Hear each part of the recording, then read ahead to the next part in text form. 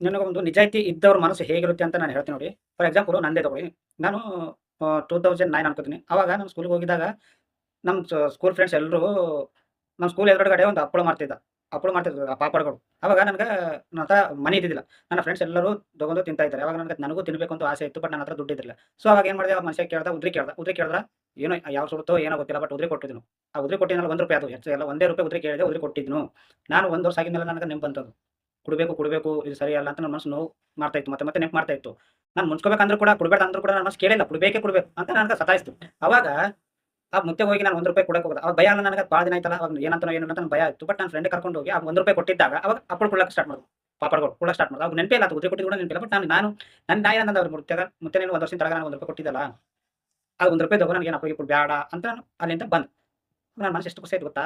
ಯಾಕಂದ್ರೆ ನಾನು ಉದ್ರಿ ತಗೊಂಡಿದ್ದು ಭಾಳ ದಿನ ಆದ್ಮೇಲೆ ಕೊಟ್ಟಿದ್ದೀನಿ. ನಾ ಯಾರ್ದೋ ರೊಕ್ಕ ತಿಂಬಲ್ಲ ಅಂತ ಭಾಳ ಖುಷಿ ಪಟ್ಟಿತ್ತು.